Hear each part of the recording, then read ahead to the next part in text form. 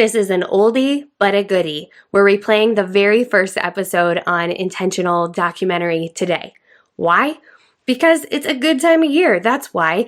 It was written for photographers, but anyone can benefit from these 8 little exercises to gain total clarity on what matters most. If you've done this before, you've done some of these exercises, well, you're in a new season right now, so it might be time to do them again or to try a different exercise.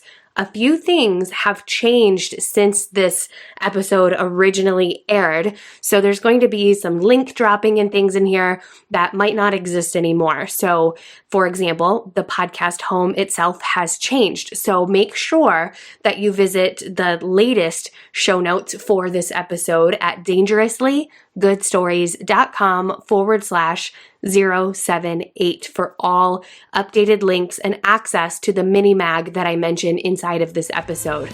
Enjoy the story. Hey you're listening to the Intentional Documentary Podcast. So glad to have you. Around here, I'm gushing over the stories behind the pictures that we freaking love of our own lives. You know, the ones we hold as high value and iconic, because this is where photography meets real life. I'm your host, Marie Moss, and I believe that the best way to approach your photography is through your lens, your way. Through insightful conversations with photographers, I'll explore preserving life with your camera and using what lights you up to grow your brand. Let's get started. Hey there, Marie here. This topic is my jam. I'm pumped to bring this lesson, episode, mini workshop to you because it has been something I personally have been working on for years, but mostly in 2017. So we are going to talk all about finding total clarity in what matters to you. Now, you might be thinking, Marie, I know what matters to me. My spouse, my kids, my home, my health, my friends, my family, etc., etc. And there are many things I know we can all identify really easily. But there are also many things we don't really realize their importance, or we just don't even notice until it's too late. It's ended, and in extreme cases, maybe the person you shared the experience with has passed on. And I hate that feeling of arriving in a certain point of time and thinking back to a memory and thinking, damn, I really missed that. Not in the bittersweet, like, oh, that was a really good memory type of way, but in that I really wish I could go back to that point in time, or I wish I could experience that again, or I wish that when I was experiencing that I was more present and that I was more mindful of how awesome this experience was at the time. And I don't know about you, but I want to live in more of a state of mindfulness.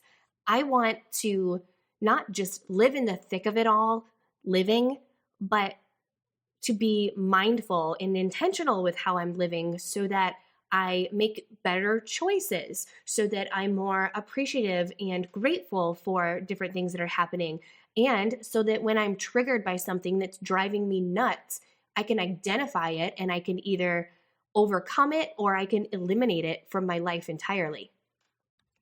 So in this episode, we will talk about why is mindfulness important to begin with.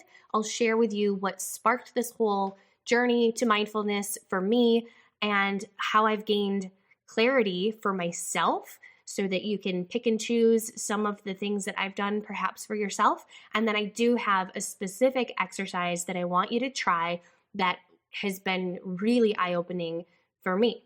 You will want to download the mini mag that accompanies this episode. Just go to fearlessandframed.com/intentional documentary podcast, and you can grab that there. Just look for episode Total Clarity in What Matters to You in This Season of Life, and you'll get it.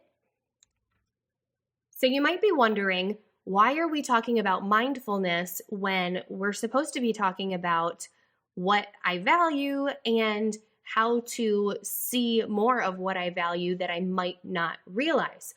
Well, I'm here to tell you, my friend, it starts with mindfulness. And it's not just important as like the first step to seeing more of what you do value, but I was struggling in the beginning of 2017. I did not feel, I wouldn't say I didn't feel good about my life, but I felt like I was trapped, I guess is the best way to put it. I was not very happy. I wouldn't say that I was throwing a pity party for myself every day or anything like that, but I was just like, okay, on paper, my business looks great, but I'm not emotionally feeling the satisfaction and excitement around it that I want to be feeling if I'm working on it so much. I felt a lot of guilt around choosing my business over getting on the floor and playing monster trucks with my son. I'd get really bitter every day at 4 p.m. when my husband would go out for work. He actually has worked nights for several years now, so he leaves at 4 p.m.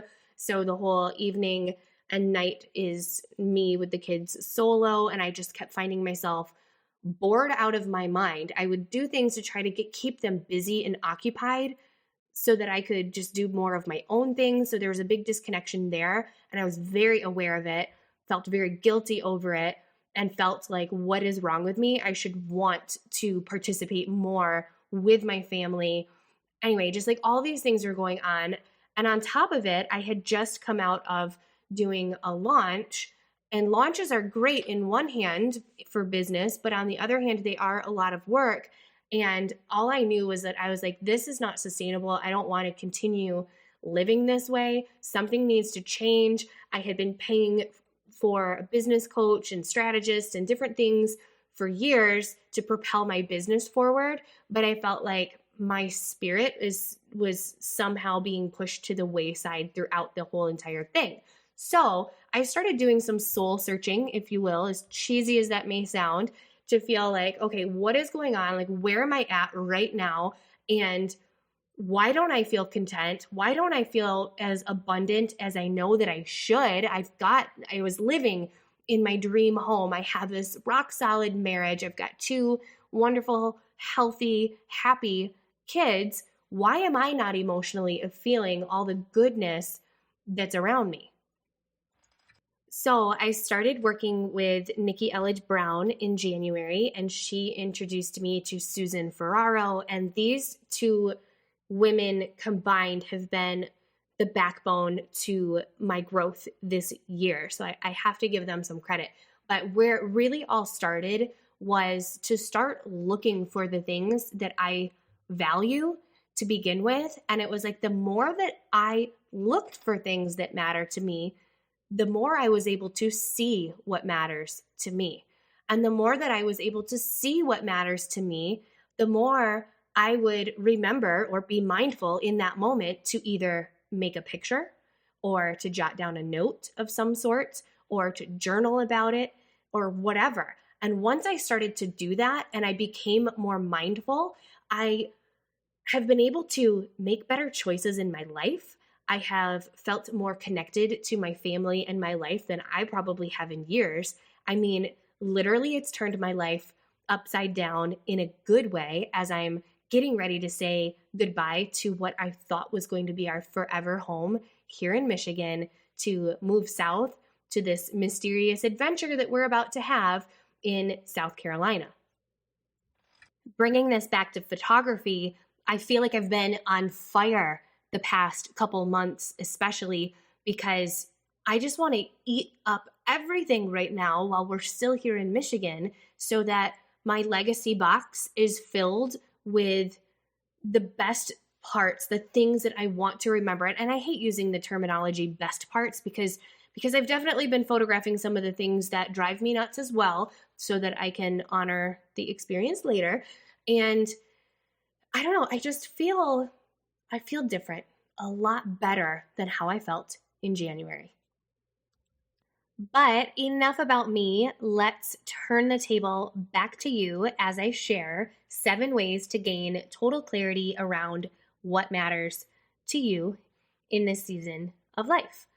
Now, you don't have to write madly notes all over as you listen. You can push pause and visit fearlessandframed.com/intentional documentary podcast and navigate to episode number 4, where you can download the mini mag that accompanies this episode.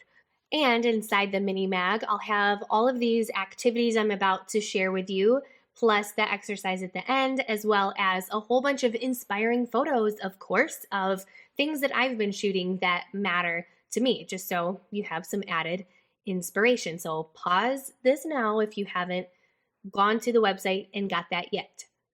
Now, let's go ahead and dive in to the 7 ways to gain total clarity around what matters to you. Number 1 is address the state of your life. In 2016, I read the book, The Happiness Project by Gretchen Rubin. I flew through that book.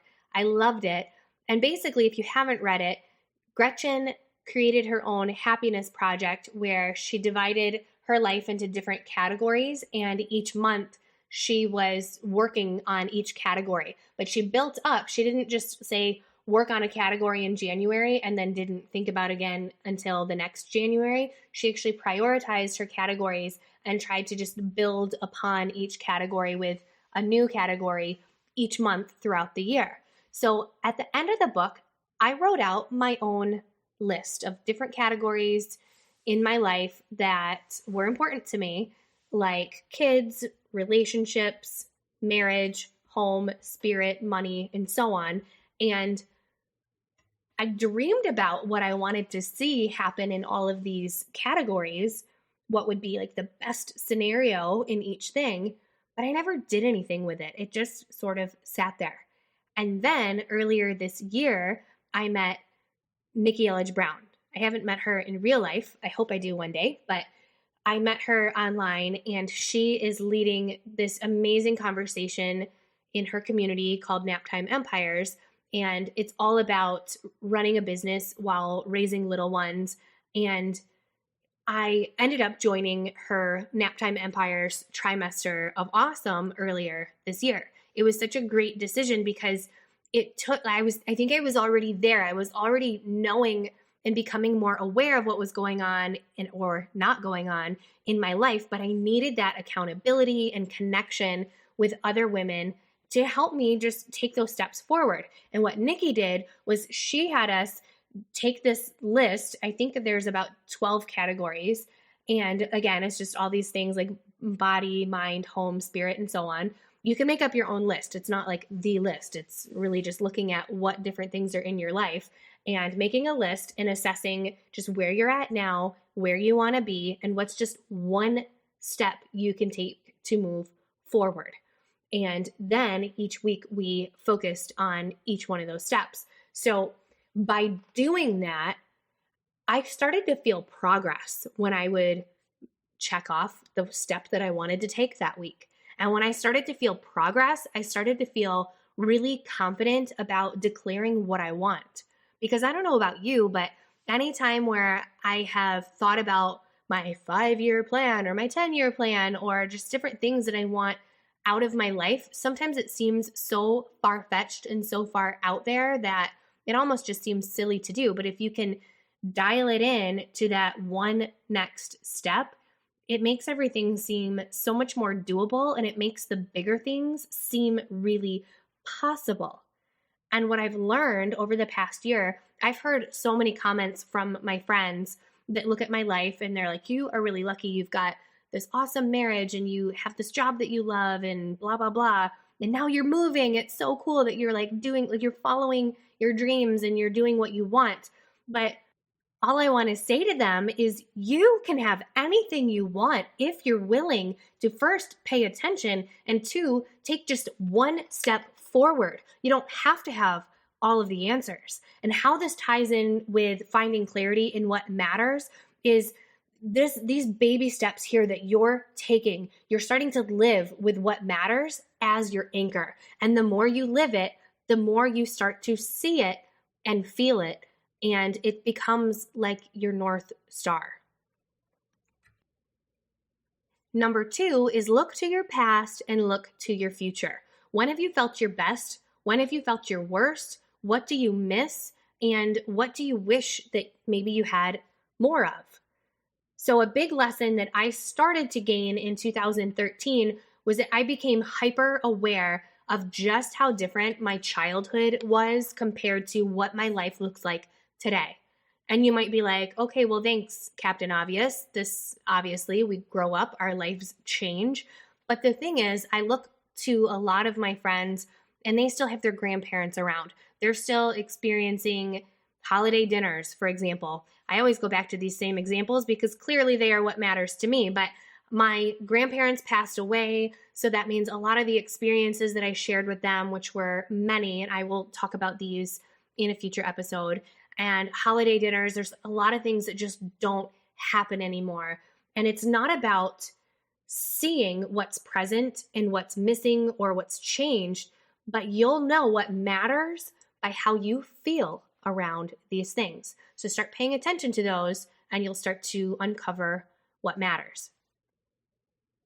Number 3, look at what's predictable. So for example, every time I go to my in-laws, when we leave, my mother and father-in-law come out onto their porch and my father-in-law waves goodbye. I actually made a picture of this just this summer because I knew it was going to happen and I was able to shoot it because I could anticipate it. And if you start paying attention to what's predictable in your interactions with other people, or it could be something as simple as going to a certain festival. Do you go to a festival or a certain place every year, for example, and you know like the series of events that are about to happen? Or it could be a certain time of day. Like, what does your morning look like? What is predictable? What are some of your favorite things to do because you know that they're going to make you happy? Like, I love going to the riverfront with my kids and my husband if he's around, and we get pizza, just cheese, and we sit by the riverfront. Oh, and we get cannolis. Can't forget the cannolis. Nollies, as my son says. And we have pizza and cannolis by the riverfront watching the freight boats go by. And our order's always the same. We sit almost in the same spot. We bring the same picnic blanket. Like, there's so many things just inside that small story that are predictable. It's predictable that my daughter is going to pick off all of the cheese from the pizza. So start paying attention to that stuff. And again, similar to number 2, you're going to start to feel like understand how you feel around these different things that you notice but may have overlooked. And another thing is street signs. I actually have started photographing, because we're moving, the street signs of the area, and not just street signs, but different landmarks and things like that, like the things that I know I'm going to see on my drive to the school, for example. Number 4 is then and now. This is a photo project that I started for myself in 2016, and I have been having so much fun with it. I know you will too. And what it was for me was I can't remember which picture was the first one that made me realize this, but I think it was this picture of my son, and I'll make sure to put these in the mini mag so that you can see what I'm talking about.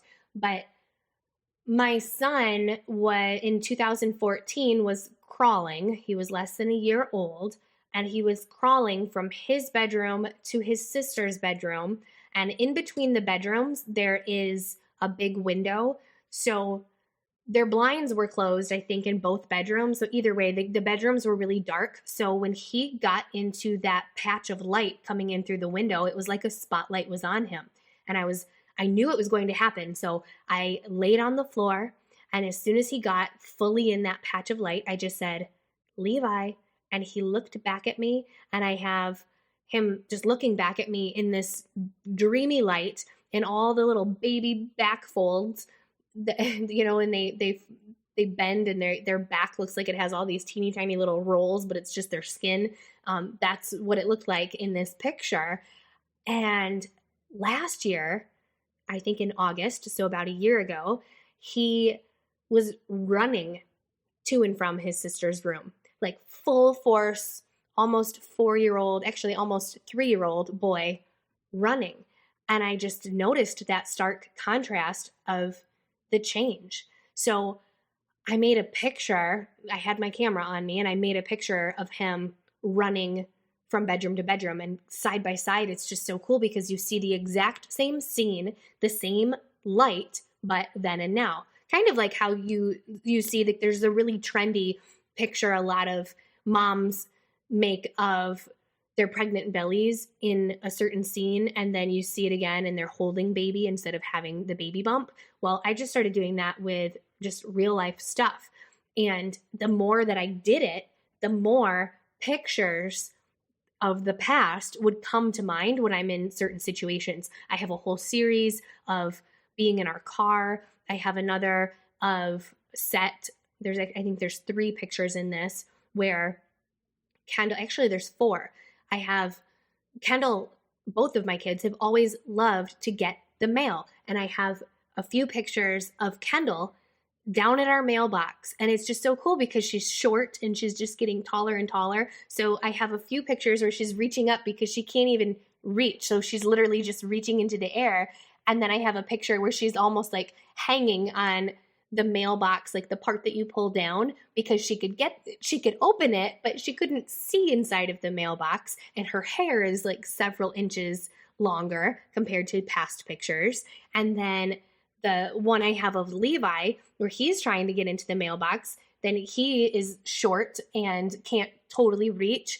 And in the background, the environment has changed because the neighbors down the road cleared out all of the trees. It was a lot more foresty around the perimeter of some farmland, and they have completely cleared it out. So in the background of Kendall's photos, it's a dark background because of the trees, but in Levi's, it's more of a white background because you get a lot of the sky, even though the rest of the scene is the same.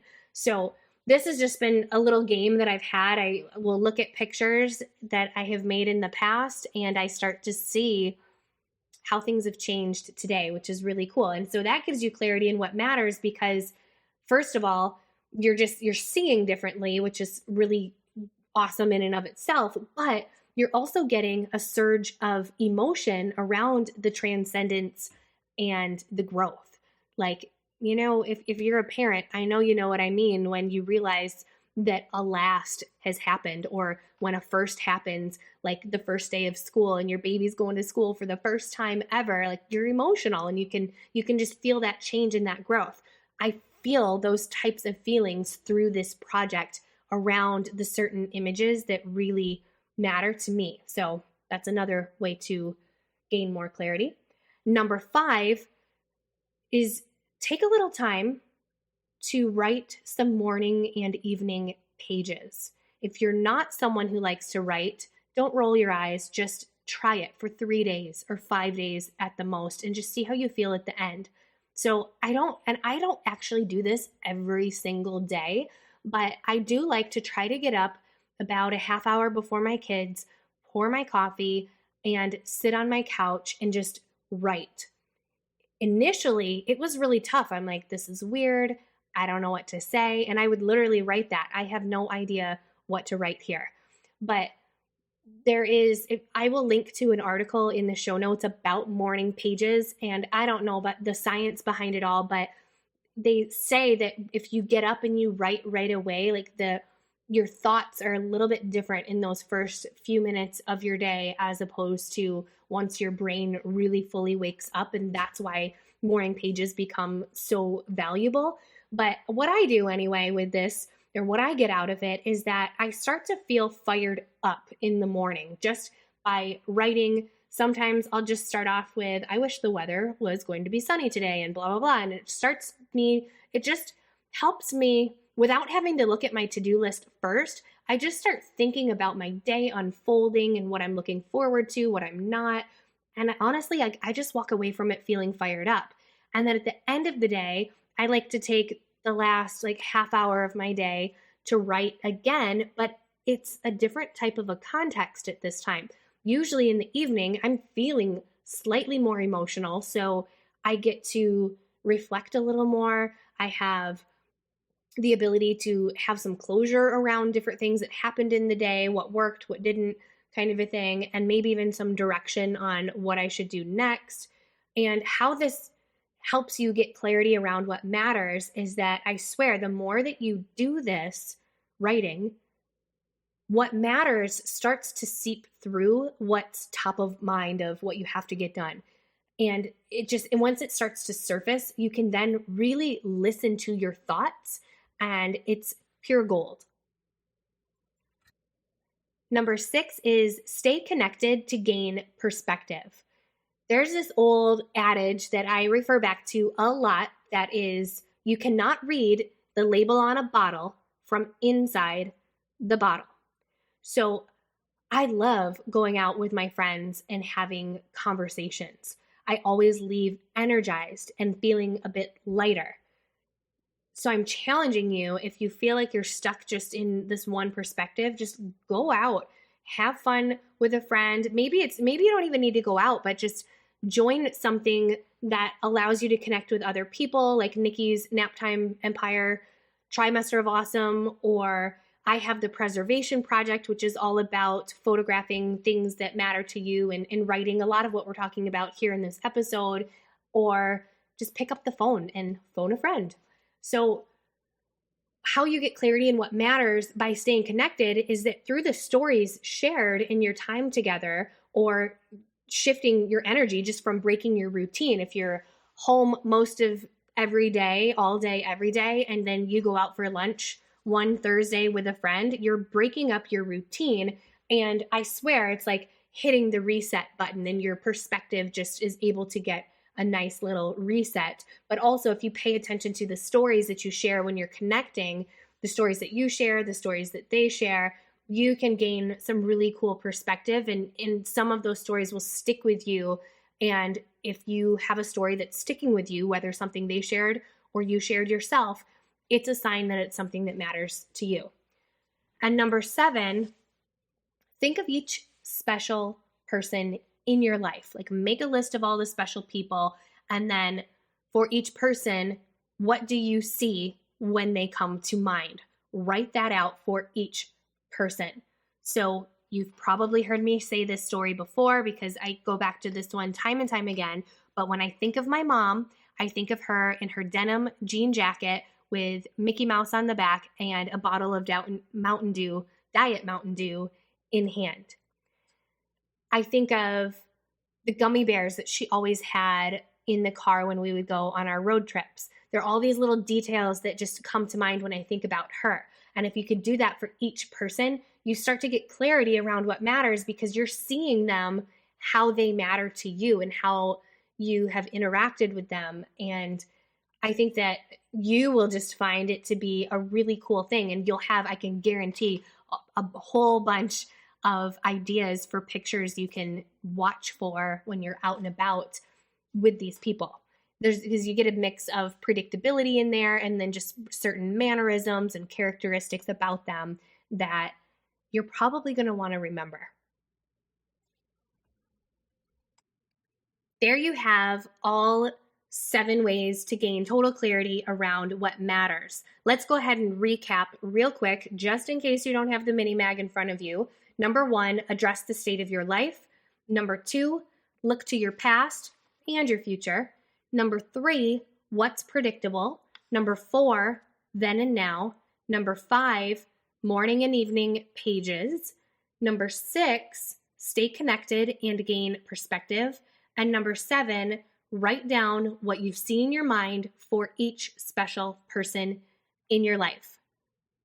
Now I have one final exercise I want to leave you with.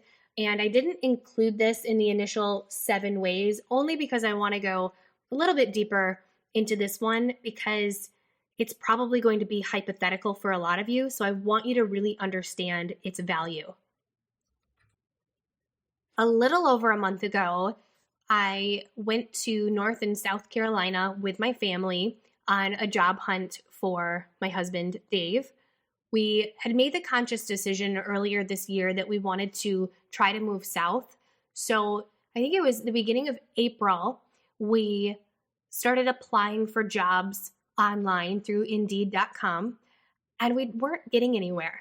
I should say, not really we, because I wasn't applying, but he would get these calls from staffing agencies that would say things like, yeah, you sound awesome. I think we have a client that you would be perfect for, and they would tell us about these jobs and their awesome hours and all these really great things that would get our hopes up. And then we'd hear nothing. He'd follow up and would hear nothing, or they would say our client filled the position, or nothing, really. We really got nowhere. It felt like a big dead end. So in the middle of May, I said to Dave, you know what? We just need to go down there, just like we did 5 years ago. You see, 5 years ago, Dave had just moved here from Canada. And when he started to look for a job here locally, we didn't apply online. We printed off a whole bunch of resumes, and I went with him as his navigator, and Kendall was in the back seat. And I kid you not, we went to about 30 different places over the course of 2 or 3 days and dropped off a resume, whether they were hiring or not. And he had a job within 72 hours. It was pretty crazy. So I said to him in May, we just need to do the same thing. And if it works out, great. And if not, then we know we tried. Like, we did everything that we could to try to make it happen. So about a month ago, when I went down, I remember at the beginning, it didn't seem very promising. But by the end of the week, having no leads when he went down there, by the end of the week, he had 3 interviews and 2 job offers. So by the end of the week, this whole we're moving thing became very, very real. When I was driving down there, it kind of felt like, what are the odds that this is actually going to happen? You know, like it just didn't feel like it was going to happen. But by the end of the week, it did. And I remember just feeling this surge of sadness in a way, like excitement, definitely, but sadness of everything that we were going to be leaving behind. So why I'm moving is another story for another time. It's not the point here, but the point here is that as soon as it became real, what I have here was not lost on me. I love this house and I love this community. So I had this idea to write a letter to the buyer. And this is the other thing. Our house got an offer in less than 48 hours from putting it on the market. It was so fast. So as I'm recording this, our house hasn't closed on the sale quite yet. But what I have been feeling is I feel connected to this buyer that I don't even know. I feel like I want them to know how much love and joy this house has brought us. It has harbored so many memories and stories. And now I don't necessarily want to spill my guts to these people, but I started last night writing a letter to these buyers, and all the stuff that came out of me was just, it was so different than when I was sitting there trying to think about the stuff that matters to me. When I started to tell another person about this home, it was very different. So I challenge you, even if you're obviously not moving, I'm assuming most of you listening to this are not getting ready for a big move, but just hypothetically, write a letter to the next homeowner of your house. And maybe this is for a future homeowner that maybe you give this letter to 20 years from now or something, and just see what comes out. And another way to do this that could broaden it, because what I realized was missing was I really wrote about the home and the immediate local area. But what if you wrote a letter to like the unit that would hold all the people who are special in your life in this area? Because I realized in this letter that I wrote, I've left out my experiences up here with my friends and family. And that's like a whole other stream of things that matter to me, or just events and experiences I've had around the state of Michigan in general, not so much in this local area. That is my challenge to you, my friend. Write a letter. Pay attention to how different your thought process and the things that come out of you is versus if you're just looking inside of yourself like a treasure hunt for the things that matter. I can promise you some very different things will come up when you're writing this letter. Now, uncovering what matters to you and getting clarity around what matters to you is just the first step. All right, we've hit fast forward to 2020. It's Marie back here again in present day, January 2020. That episode first aired April 2018, which is insane. I hope you enjoyed that refresher on gain total clarity on what matters most. It's still true. This clarity that you are gaining through these exercises is still the first step. It's not the finish line. Sometimes we reconnect with the things that matter, but then we continue on the path we've already been on. It's familiar. It's comfortable. I get it. We've got a ton of noise in our heads, all the things. So I have extra homework for you today on top of completing one or two of the exercises in the episode. I want you to go into reflection, investigator mode. After you kind of reconnect with what matters, a few things, look at those things and look how you're interacting with those things.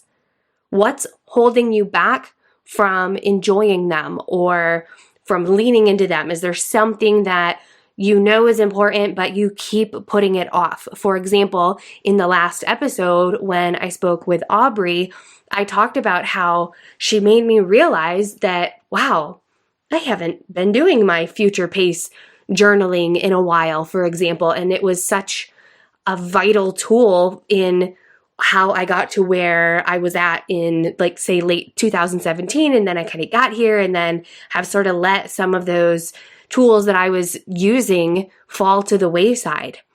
Is there anything that you have let fall to the wayside that you want to bring back to life?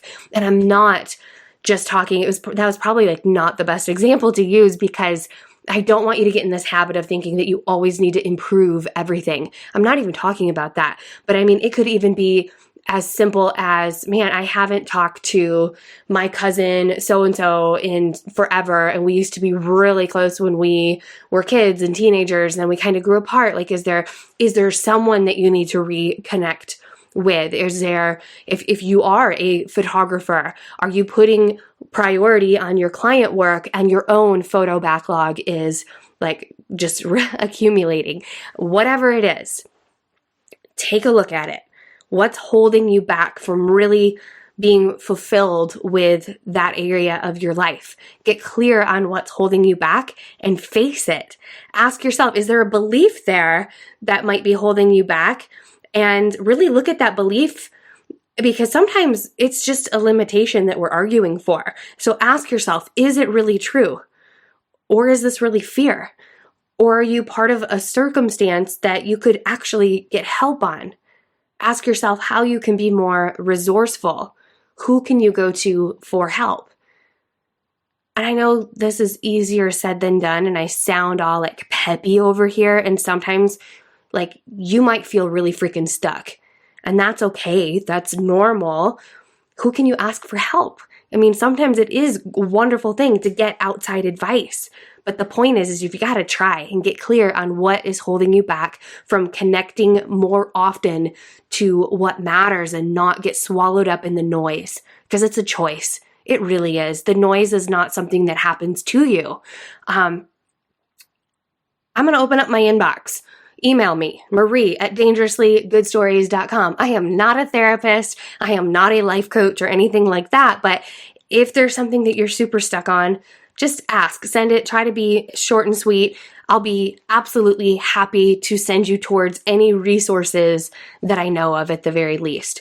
The show notes for today's episode are at dangerouslygoodstories.com/078. Thank you, as always, for listening. Leave a review if you've got a second, and take a little time this week to enjoy your stories. Talk to you next week.